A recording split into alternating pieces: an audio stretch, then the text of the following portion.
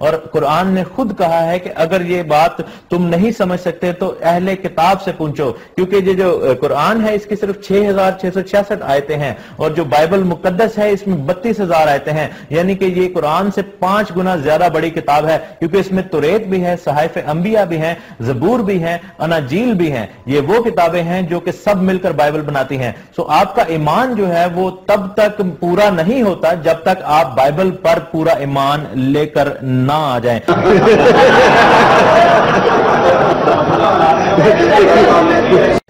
الحمدللہ رب العالمین والصلاۃ والسلام علی سید المرسلین۔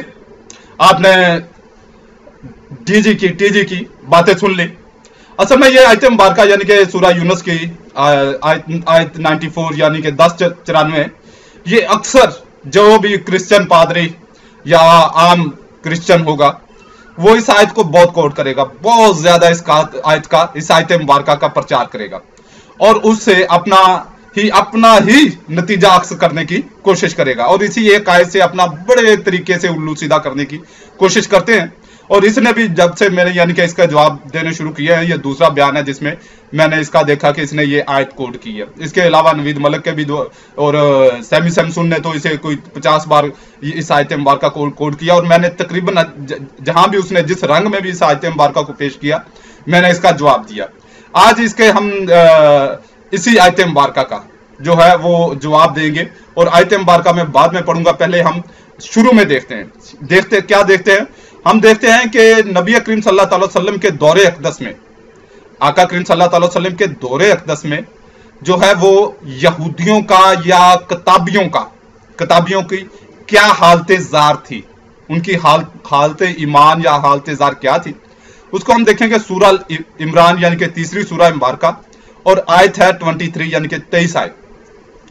کیا تم نے انہیں نہ دیکھا جنہیں کتاب کا ایک حصہ ملا، یعنی یہود کو کتاب اللہ کی طرف بلائے جاتے ہیں، یعنی کہ قرآن پاک کی طرف بلائے جاتے ہیں کہ وہ ان کا فیصلہ کرے، پھر ان میں ایک گروہ اس سے روح گرداں ہو کر پھر جاتا ہے۔ تو یہ کچھ اس کی جو پس منظر ہے وہ ایسا ہے کہ اس کا پس منظر کچھ ایسا ہے کہ حضرت ابن عباس رضی اللہ تعالیٰ عنہ سے ایک روایت ہے کہ یہود خیبر میں سے ایک مرد نے ایک عورت کے ساتھ زنا کیا تھا، اور توریت میں ایسے گناہ کی سزا پتھر مار مار کر ہلاک کر دینا ہے، لیکن چونکہ یہ لوگ یہودیوں میں اونچے خاندان کے تھے اس لیے انہوں نے ان کا سنسار کرنا گوارا نہ کیا، اور اس معاملہ کو نبی کریم صلی اللہ علیہ وسلم کے پاس لائے کہ شاید آپ صلی اللہ علیہ وسلم سنسار کرنے کا حکم نہ دیں، مگر میرے آقا کریم صلی اللہ علیہ وسلم نے ان دونوں کو سنسار کرنے کا حکم دیا۔ اس پر یہود طیش میں آئے اور کہنے لگے کہ اس گناہ کی یہ سزا نہیں، آپ صلی اللہ علیہ وسلم نے ظلم کیا۔ میرے آقا کریم صلی اللہ علیہ وسلم نے فرمایا کہ فیصلہ تو رات پر رکھو۔ کہنے لگے یہ انصاف کی بات ہے، تو رات منگائی گئی، اور عبداللہ بن سوریہ یہود کے بڑے عالم نے اس کو پڑھا۔ اس میں آیت رجم آئی جس میں سنسار کرنے کا حکم تھا۔ عبداللہ بن سوریہ نے اس پر ہاتھ رکھ لیا اور اس کو چھوڑ گیا۔ حضرت عبداللہ بن سلام جو یہودیوں کے پہلے یعنی کہ بڑے عالم تھے، انہوں نے بعد میں اسلام قبول کر لیا، نے اس کا ہاتھ ہٹا کر آیت پڑھ دی۔ یہودی ذلیل ہوئے، اور وہ یہودی مرد و عورت جنہوں نے زنا کیا تھا میرے آقا کریم صلی اللہ علیہ وسلم کے حکم سے سنسار کیے گئے۔ اس پر یہ آیت مبارکہ نازل ہوئی کہ یہودیوں کی حالت ذات یہ تھی کہ وہ اپنی کتاب میں سے احکام کو چھپاتے تھے سزا تاکہ ان کے بڑے یعنی کہ عمرہ کو کسی قسم کی سزا نہ ہو۔ اور پھر ہم مزید دیکھتے ہیں کہ یہودیوں کی اور مزید حالت ازار کیا تھی۔ اس کو ہم دیکھیں گے سورہ مائدہ یعنی کہ 5ویں سورہ مبارکہ اور اس کی 5ویں سورہ مبارکہ اور اس کی آیت 44 یعنی کہ 44۔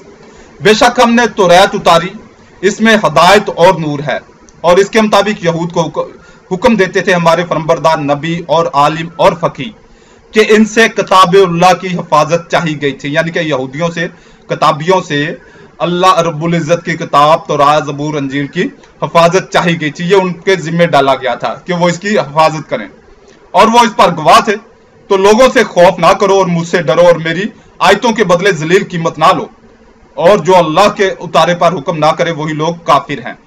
جو یہودی ہیں وہ لوگوں کو ان کی منشا کے مطابق احکام بیان کرتے تھے پیسے لے کر، یعنی کہ ان سے रुपए लेते थे, वो तौरात के अहकाम बेचते थे।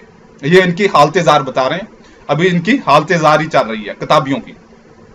और मजीद हम देखते हैं सूरह माइदा में, यानी कि 5वीं सूरह मुबारका और इसकी आयत 13 है। आयत 12 से पढ़ना शुरू करता हूं मैं। और बेशक अल्लाह रब्बुल इज्जत ने बनी इसराइल से अहद लिया और हमने उनमें 12 सरदार कायम किए। और अल्लाह रब्बुल इज्जत ने फरमाया, बेशक मैं तुम्हारे साथ हूं, जरूर अगर तुम नमाज कायम रखो और ज़कात दो और मेरे रसूलों पर ईमान लाओ और इनकी ताजीम करो और अल्लाह रब्बुल इज्जत को कर्ज हसन दो, यानी कि सदका करो, गरीबों की हमायत करो, मोहताजों की मदद करो। यह कर्ज हसन अल्लाह रब्बुल इज्जत को देना ऐसा है कि उसकी मखलूक पर रहम करो। तो बेशक मैं तुम्हारे गुनाह उतार दूंगा और जरूर तुम्हें बागों में ले जाऊंगा जिनके नीचे नहरे रवां। फिर इसके बाद जो तुम में से कुफर करे वो जरूर सीधी राह से बहका। ये अब हम आयत मुबारका पढ़ रहे हैं 13। तो उनकी कैसी बदअहदियों पर हमने उन्हें लानत की। क्या की? लानत की। किन पर? यहूद पर। और उनके दिल सख्त कर दिए, अल्लाह की बातों को इनके ठिकानों से बदलते हैं, यानी कि अल्लाह की बातों को, अपनी किताब को उनके ठिकानों से बदलते हैं और भुला बैठे बड़ा हिस्सा नसीहतों का जो उन्हें दी गई। और तुम हमेशा इनकी एक ना एक दगा पर मुतल्ले होते रहोगे, सिवा थोड़ों के। तो उन्हें माफ कर दो और उनसे दरगुजर करो, बेशक एहसान वाले अल्लाह को महबूब है। और फिर मजीद ये यानी कि दोनों से है, तौरात और यहूदियों और ईसाइयों की जो औकात है, या समझ लें कि ईसाइयों की जो औकात या निसरानी जो हजरत ईसा अलैहिस्सलाम के पैरोकार थे, ये क्रिश्चियनों की बात नहीं है, ये नसरानियों की, ईसाइयों की बात है या यहूदियों की बात है। तो उनकी मजीद औकात क्या थी उसको हम देखेंगे 3री सूरह मुबारका और इसकी आयत है 64 यानी कि 64। तुम फरमाओ, यानी कि नबी करीम सल्लल्लाहु अलैहि वसल्लम से कहा जा रहा है कि तुम फरमाओ, आए कताबियों ऐसे कलमे की तरफ आओ जो हम में तुम में यकसा है, यह कि इबादत ना करें मगर खुदा की और इसका शरीक किसी को ना करें, यानी कि अल्लाह रब्बुल इज्जत की इबादत करें और इसके अलावा किसी की इबादत ना करें और इसके साथ किसी को शरीक ना करें, और हम में कोई एक दूसरे को रब ना बना ले अल्लाह के सिवा। फिर अगर वो ना माने तो कह दो तुम गवाह रहो कि हम मुसलमान हैं। ये इनकी औकात थी कि क्या कर रहे थे, ये शिरक में मुब्तला थे और ऐसे ही किसी ना किसी को पकड़ के खुदा बना लेते थे। कुरान पाक में मजीद इसके बारे में आयात है। और फिर कुरान पाक ने इन तीनों किताबों को क्या किया, इसको हम देखते हैं सूरह बकरा यानी कि 2री सूरह मुबारका और आयत है 105।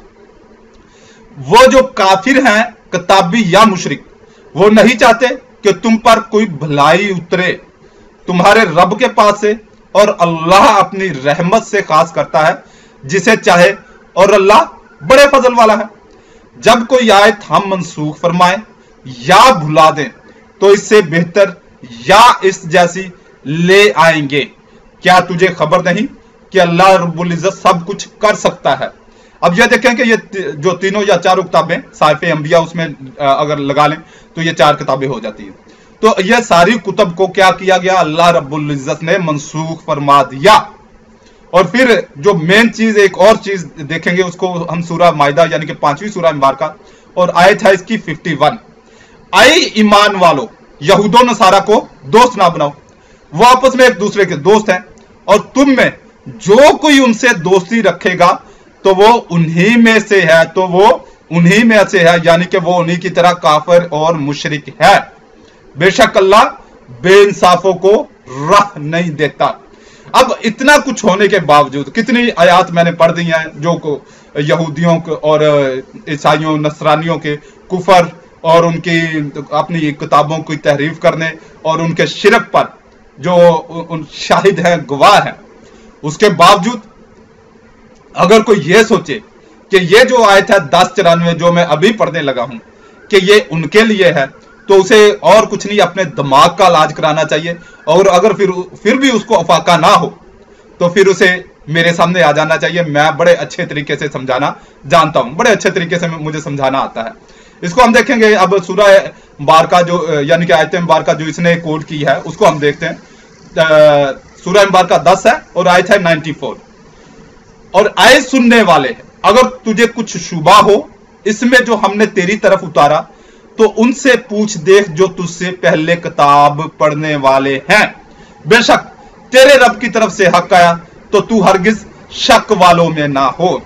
अब जो मुशरिक हैं, जो काफिर हैं, जिनकी किताब को मनसूख कर दिया गया, जो खुला शिरक करते थे और जो खुली किताबों में तहरीफ करते थे, उनसे पूछा जाएगा। ये उनकी औकात है। मैंने जो उनकी औकात जो पहले बयान कर दी वो आपने सुन ली, अब वो आपने सुन ली। अब जो इस आयत मुबारका जो पस मंजर है वो हम देखेंगे तफसीर तिबियानुल कुरान जिल्द 5 सफा 467 यानी कि 467, और ये इंटरनेट पर अवेल है। अगर आप तफसीर तिबियानुल कुरान लिखेंगे तो ये इसका पेज खुल जाएगा और इसको बाआसानी ऑनलाइन भी पढ़ा जा सकता है और डाउनलोड भी किया जा सकता है। मुफस्सिरीन ने कहा कि इन आयतों में रसूल करीम सल्लल्लाहु अलैहि वसल्लम से खिताब नहीं बल्कि आम इंसान से खिताब है। नबी करीम सल्लल्लाहु अलैहि वसल्लम के जमाना में 3 किस्म के लोग थे। एक वो जो आप सल्लल्लाहु अलैहि वसल्लम की तस्दीक करते थे, दूसरी वो जो आप सल्लल्लाहु अलैहि वसल्लम की तकजीब करते थे, और तीसरे वो लोग जिनको आप सल्लल्लाहु अलैहि वसल्लम के नबी होने के मुतालिक शक और तरद्दुद था। इस आयत में अल्लाह रब्बुल इज्जत ने इन 3 किस्म के लोगों से खिताब फरमाया और जिन अहले किताब से सवाल करने का हुक्म दिया, इससे मुराद हजरत अब्दुल्ला बिन सलाम, अब्दुल्ला बिन सोरिया, हजरत तमीमदारी और काब अहबार वगैरह हैं, यानी कि जिन्होंने ईसाइयत और यहूदियत को ठोकर मार के या तरक करके इस्लाम कबूल कर लिया था और ये ईसाइयत और यहूदियत के साजा में उस्ताद थे, अच्छे आलिम थे उनके। अगर यह इतराज किया जाए कि मुसलमानों के नजदीक तो इस वक्त की आसमानी किताबें मुहर्रफ हैं, तो फिर इन मुहर्रफ किताबों को नबी करीम सल्लल्लाहु अलैहि वसल्लम की नबुव्वत की तस्दीक का जरिया कैसे बनाया? इसका जवाब यह है कि इनकी तहरीफ ये थी कि जो आयात सैयदना मोहम्मद सल्लल्लाहु अलैहि वसल्लम की नबुव्वत पर दलालत करती थी वो इन आयात को छुपाते थे। तो अगर वो खुद ही नबी करीम सल्लल्लाहु अलैहि वसल्लम की नबुव्वत की तस्दीक कर देते तो ये मुसलमानों के लिए बहुत कवी दलील होती। अब ये मैंने शुरू में जो आयत मुबारका पढ़ी और उसकी तफसीर भी बयान की कि यहूदी जो है वो सिर्फ इतनी सी बात पर कि उनके उमरा को यानी कि अमीर लोगों को, उनके अच्छे खानदान वालों को अगर वो जिना वगैरह करें या कोई ऐसा शरीयत से हटकर काम करे तो उनको सजा ना हो, उसके लिए वो छुपाते थे। उसके लिए ये छोटा सा मामला, कोई बड़ी बात नहीं है, ठीक है। तो क्या वो नबी करीम सल्लल्लाहु अलैहि वसल्लम के बारे में जो तौरात, ज़बूर और अंजील शरीफ में जो आयात थी, यहूदी या नसरानी या ईसाई वो जो है वो जाहिर करते? आप सोच सकते हैं, आप खुद ही अपनी यानी कि थोड़ा सा अक्ल का इस्तेमाल कर लें। मैं नहीं कहता कि आप जो है इसमें आप मेरी माने। अब मैंने जो इतनी आयात मुबारका आपको पढ़ के सुनाई, आप इनको अपने सामने रखें तो आप खुद फैसला करें। तो क्या ऐसा मुमकिन था या ऐसा मुमकिन है, ऐसा मुमकिन था या मुमकिन है कि वो लोग जो दीन इस्लाम के सख्त मुखालिफ हैं वो दीन इस्लाम की हिमायत कर देते? वो नबी करीम सल्लल्लाहु अलैहि वसल्लम के बारे में कहते कि नहीं ये वाकई नबी आखिरुल ज़मा है, ऐसा मुमकिन था? अब चलें, ये अपनी दास्त में ये बड़े उस्ताद बनते हैं। मेरे सामने कईयों ने ऐसे जो है ना बातें आई हैं, क्योंकि 28 साल तक मैं ईसाई रहा हूं तो तकरीबन हर दूसरे तीसरे ईसाई को इस आयत मुबारका के बारे में इल्म होता है। वो आयत का हवाले का पता हो ना हो, बस ये पता होता है क्योंकि उन्होंने ये इनके बयानात वगैरह सुने होते हैं। चर्चेज वगैरह में ये अक्सर ये बात हो जाती है। प्रोटेस्टेंट के चर्चेज में, कैथोलिक चर्चों में मैंने नहीं देखा। कैथोलिक में वैसे जो मुख्तलिफ लोग अपने यानी कि शोबे की तरफ तवज्जो देते हैं वो ये आयत बताते हैं लोगों को। तो मैं आपको सिर्फ ये कुरान पाक से हटकर, दीन इस्लाम से हटकर एक मैं आपका साबका ईसाई भाई होने के नाते आपसे एक सवाल करता हूं। मैंने जाहिर है पढ़ा भी ईसाइयों से, मैंने तालीम हासिल की तो ईसाइयों से की। मेरे टीचर जो है, मेरे उस्ताद थे, वो क्रिश्चियन थे। मैं आप जितने भी हैं, चाहे वो सेमी सैमसुन है, चाहे वो टीजी बास्टर्ड है, चाहे वो नवीद मलक साहब हैं, चाहे वो जमील नासर साहब हैं और जमील नासर साहब हैं, या कोई भी है जो अपने आप को आलिम तो डिबेटर तो ये वो कुछ समझता है, वो मेरे सिर्फ एक सवाल का जवाब दे। इसलिए नहीं कि मैं मुसलमान हूं, मैं इसलिए पूछता हूं कि मैं ज़ाहिर पहले क्रिश्चियन था, उस वक्त भी मुझे ये सवाल का जवाब नहीं मिला, आज तक नहीं मिला। वो कौन सा सवाल है? वो बाइबल में से है। उसके लिए आपको कुरान पाक खोलने की जरूरत नहीं, आदेश मुबारका को खोलने की जरूरत नहीं, उसको आप सिर्फ बाइबल से, नए अहदनामे से, पुराने अहदनामे से, या यहूदी रब्बियों से, बनी इसराइल से आप पूछ सकते हैं, बनी इसराइल से आप पूछ सकते हैं। मैं आपको छूट दे रहा हूं। सवाल मेरा है, सादा सा है, सिंपल सा, सिर्फ 2 आयतें। मत्ती बाब 1 और आयत 16 में यह है कि याकूब से यूसुफ पैदा हुआ। यह उस मरियम का शौहर था जिससे यस्सु पैदा हुआ, जो मसीह कहलाता है। और फिर हम देखेंगे लूका बाब 3 आयत 23 में, जब यस्सु खुद तालीम देने लगा, करीबन 30 वर्ष का था। और जैसा कि समझा जाता था, ये अपना हाशिये में है, ये आयत तो ब्रैकेट में है, तो ये इसका मतलब है कि यह बाद में लिखी गई। यूसुफ का बेटा था और वो एली का, यूसुफ का बेटा था और वो एली का। अब मेरा सवाल सिर्फ इतना सा है कि जो यस्सु है, क्योंकि देखें, आप कहें वो खुदा का बेटा है, वो जाहिर है खुदा का बेटा कहलाया हुआ था। आप ये तो नहीं मानते कि खुदा जमीन पर आया और आकर उसने मरियम से निकाह किया और उससे हम बिस्तरी की और उससे यस्सु पैदा हुआ। आप कहते हैं कि कहलाया हुआ बेटा, ये आप मानते हैं। आप कहते हैं कि यस्सु जो है वो खुदा का हकीकी बेटा नहीं था, कहलाया हुआ बेटा था। आप मानते हैं इस बात को? या आप कहते हैं कि खुदा ने जो है वो मरियम के साथ जिनसी तल्लुकात कायम किए? आप यकीनन नहीं मानते। अब आप ये भी कहते हैं कि मरियम कुंवारी थी। अब उस दौर के जो यहूदी थे, अगर कुंवारी हामला होती तो क्या वो उसे जिंदा छोड़ देते? क्या वो जिंदा छोड़ देते? यूहन्ना 8:22 में, हालांकि रोमियों की हुकूमत है, उसके बावजूद वो एक जानियों को पकड़कर यीशु के सामने ले आए। याद है कि इसको संसार करेंगे, इसने जिना किया है। वो तो उसने जिना किया था। अब एक औरत जो बगैर निकाह के बच्चा जन्म दे, वो उसको छोड़ देते, यहूदी छोड़ देते, क्योंकि मरियम जो यहूदियों में थी ना। तो अब जाहिर है कि वो किसी ना किसी का बेटा तो था। अब जाहिर है सोसाइटी को भी नहीं पता, लोग यही समझते थे कि वो यूसुफ का बेटा है। अब ये यूसुफ कौन था? मेरा सवाल इतना सा, यूसुफ बिन एली था या यूसुफ बिन आली था? आपको बड़ी टेंशन होती है और बड़े आप खुल के बैठते हैं कि जी हम मुसलमानों के उस्ताद हैं। मेरे एक छोटे से सवाल का जवाब, कि यस्सु यूसुफ बिन आली का बेटा था या यूसुफ बिन याकूब का बेटा था? एक ही सवाल का जवाब, क़यामत तक मेरा यह सवाल है। आप यहूदी रब्बियों से भी पूछ सकते हैं। इसके लिए मैं आपको खुली छूट देता हूं, कुरान और हदीस की तरफ नहीं आएंगे। सिर्फ आप अपनी बाइबल से, पुराने अहदनामे से, नए अहदनामे से, किसी भी आयत से साबित कर दें।